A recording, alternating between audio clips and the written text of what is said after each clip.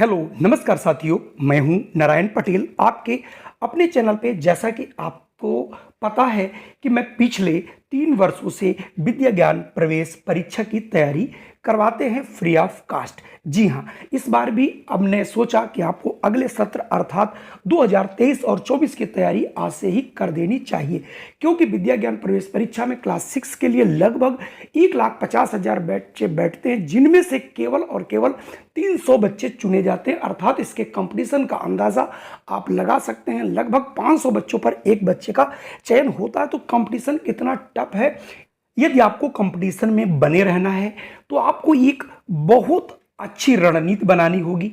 अपने बच्चे को, यानी जो बच्चा क्लास 5th में पढ़ रहा है, उसकी आज से ही तैयारी शुरू कर देनी चाहिए। मैं तो यूं कहता हूं कि अगर आपका बच्चा क्लास 4th में है तो आज से ही उसकी तैयारी शुरू कर दें। इसमें तैयारी के लिए आप कोई भी शॉर्टकट नहीं है, कोई भी ऐसा यूट्यूब नहीं है, कोई भी ऐसी किताब नहीं है जो आपके बच्चे को बिल्कुल 100% परफेक्ट बुक दे सके। इसीलिए आपकी तैयारी अभी से शुरू कर देनी चाहिए।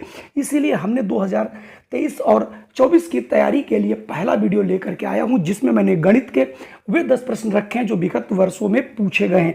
इसलिए आप इन 10 प्रश्नों को देखें कि आपका बच्चा 10 में से कितने प्रश्न कर पाता है, तभी आप इस तैयारी के लिए अंदाज़ा लगा पाएंगे कि आपका बच्चा इस परीक्षा को कर पाएगा या नहीं। तो आइए फटाफट शुरू कर लेते हैं आज का ये वीडियो। यहाँ पर जो आज का हमारा पहला प्रश्न है, ये संख्याओं की समझ और योग पर यानी जोड़ पर आधारित है। चलिए मैं प्रश्न को पढ़ देता हूँ। जगमोहन ने 2 अंकों वाली 2 संख्याओं को जोड़ा। नीचे दी गई संख्याओं में उस संख्या का उचित उत्तर क्या हो सकता है? 18, 216, 199 और 23। अब बच्चों यहाँ पर अंदाज़ा ये लगाना है कि अगर उसने 2 अंकों की संख्याओं का जोड़ बताया तो सबसे छोटी जो 2 अंकों की संख्या होती है 10 और सबसे बड़ी संख्या होती है 99। अगर उसने 2 संख्याएं, मान लिया मैंने छोटी ले ली 10 और 10, तो मिलकर हो गया 20। और 2 अगर मैंने बड़ी संख्या लेता हूं तो 99 + 99 तो हो गया 198। अर्थात हमारा जो जोड़ है वो आपका 20 और 198 के बीच होना चाहिए। जैसा कि आप चारों ऑप्शन देख रहे हैं तो इसमें केवल और केवल एक ऑप्शन ऐसा है जिसका योग दोनों संख्याओं का जोड़ 23 दिया जा रहा था। इसका मतलब यहाँ पर ऑप्शन 23 वाला बिल्कुल सही है। इस प्रकार के प्रश्न इसमें आते हैं, इन्हें अपने जहन में बिठा के रखना है। अगला प्रश्न हमारा भिन्न से है। देखिए, इस प्रकार के प्रश्न बहुत पूछे जा रहे हैं।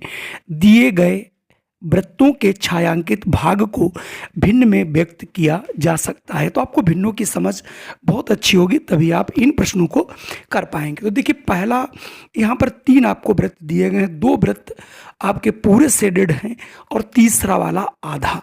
तो इसका मतलब 2 + 1/2। तो हम 2 और 1/2 को जोड़ देंगे तो ये आ जाएगा आपका 5/2, यानी 2 सही 1/2 को ही हम 5/2 लिख सकते हैं। तो यहाँ से ऑप्शन ए वाला बिल्कुल सही होगा। यानी हमें भिन्नों पर अपनी पैनी नज़र रखनी है और उनकी समझ बहुत ही गहरी करना है। अब की जो परीक्षा हुई है 2022 की, उसमें भिन्नों के सबसे अधिक प्रश्न आए हैं, चाहे वो क्लास 6 रहा हो और चाहे वो क्लास 7 रहा हो। प्रश्न 3 यहाँ पर पूछा जा रहा है, आकृति के छायांकित भाग का क्षेत्रफल ज्ञात करें। तो यहाँ पर जो छायांकित भाग है वो आपका एक 25/9 का एक आयत है, जिसके अंदर एक आयत है 4/7 का और एक है 6 सेंटीमीटर का वर्ग है। तो इसका मतलब जो शेष बचा वही आपका छायांकित भाग है। तो सबसे पहले हम सबसे बड़े, यानी जो जिस ये आयत के अंदर बने हैं, तो 25/9, तो इसका आयत का क्षेत्रफल होता है लंबाई इंटू चौड़ाई। तो 25 गुणित ये हो जाएगा 225, और अंदर एक और आपका आयत बना है 4/7 का, तो 4 × 7 हो जाएगा 28 वर्ग सेंटीमीटर, और आपका एक वर्ग बना है वो हो जाएगा 6 भुजा दी 6 रंग 36। तो 28 और 36 जोड़ लेंगे 64, और 64 को 225 से घटा देंगे तो आपका बन जाएगा 161 वर्ग सेंटीमीटर। चलिए बढ़ते हैं अगले प्रश्न पर। अगला प्रश्न 4 है, छायांकित खंडों का योग निम्न में से किसका प्रतिनिधित्व करता है। तो यहाँ पर आप लोगों के सामने दो समान वृत्त दिए गए हैं और उन्हें 12 बराबर भागों में बांटा गया है। तो यहाँ पर बात कर रहा है छायांकित भाग की। तो अगर हम सबसे पहला वाला जो वृत्त देखते हैं उसमें 8 भाग छायांकित हैं और दूसरे वाले में 5 भाग छायांकित हैं। तो पहला भाग हो जाएगा 8/12 प्लस दूसरा अगर भाग देखें तो 5/12, दोनों को जोड़ देंगे तो ये हो जाएगा 13/12 और 12 से 13 को भाग कर देंगे तो ये हो जाएगा 1 सही 1/12। तो सही उत्तर हो जाएगा आपका 1 सही 1/12।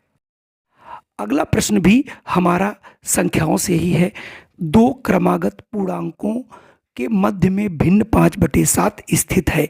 यानी अब हमको ये देखना है कि जो क्रमागत पूर्णांक हैं, जैसे 0 से स्टार्ट होते हैं आपके पूर्णांक, तो 0 है, 1 है, 1 और 2 है, 2 और 3 है, यानी ये क्रमागत पूर्णांक है। अब पूछ रहा है 5/7, इनमें दो क्रमागत पूर्णांकों के बीच में इसे हम 5 को 7 करने के बाद जैसे ही भाग करेंगे तो आ जाएगा 0.71, यानी 1 से छोटा है और 0 से बड़ा है।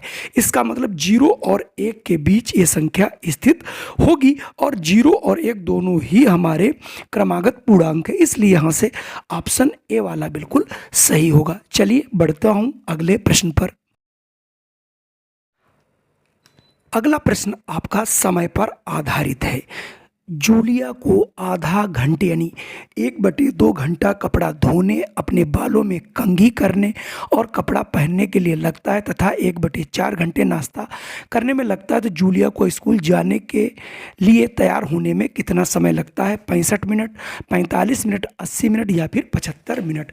जैसा कि बच्चों आप लोग जानते हैं आधा घंटा यानी 1/2 घंटा 1 घंटे में होता है 60 मिनट, तो आधा घंटे में आपका हो जाएगा 30 मिनट और 1/4 घंटा अर्थात घंटे का चौथाई भाग तो हो जाएगा 15 मिनट। तो 30 मिनट और आप जोड़ देंगे 15 मिनट तो कुल मिला के यहाँ पर हो जाता है 45 मिनट। इसका मतलब जूलिया को जो तैयार होने का समय है वो है 45 मिनट। यानी प्रश्नों को आप बहुत गौर से पढ़ें और उन्हें ज़रूरी नहीं कि आप उसे कॉपी और कलम उठा के ही लगाएं, बिना कॉपी कलम के भी प्रश्नों को करने का प्रयास करें। जो भी विद्या ज्ञान में ऐसे प्रश्न आते हैं वो सब ऐसे ही आते हैं जो कि मेंटल लेवल पर होते हैं। चलिए बढ़ता हूँ अगले प्रश्न पर, देखता हूँ अगला प्रश्न कौन सा है। अगला प्रश्न है 7030 बराबर 2000 प्लस दहाई संख्या वाक्य को पूर्ण कर बनाने के लिए ऊपर कौन सी संख्या आनी चाहिए। तो सबसे पहले हम बात करेंगे 7030 में से हम पहले 2000 को निकाल देंगे। 2000 को निकाल देंगे तो हमारा बन जाएगा 5030। अब इसकी बनाने हैं दहाइयाँ। चूँकि दहाई 10 की होती तो हम इसको कर देंगे 10 से भाग, तो ये आ जाएगा हमारा 503, यानी 503 दहाइयाँ अगर और जोड़ दी जाए तो ऊपर जो संख्या दी गई वही संख्या आपकी बन जाएगी। चलिए बढ़ते हैं अगले प्रश्न पर।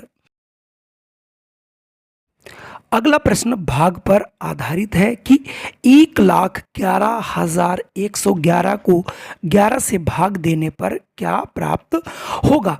चूँकि यहाँ पर जब हम 11 से 1,11,111 को भाग करेंगे तो हमारा आंसर आएगा, यानी भाग का कॉन्सेप्ट आप समझ लीजिए। जब भी हम पहले करेंगे 11 एकम 11 तो 1 उतारेंगे, न जाने का हम 0 लगाएंगे, फिर 1 हो जाएगा तो 11 एकम 11, पुनः 1 उतारेंगे, फिर भाग नहीं जाएगी तो न जाने का 0, तो फिर 1 हो जाएगा 11 और 11 एकम 11। इस हिसाब से हमारा आंसर आ जाएगा 10,111। तो यहाँ से ऑप्शन ए वाला बिल्कुल सही होगा, यानी भाग के प्रश्न बहुत अच्छे ढंग से हमें करने होंगे।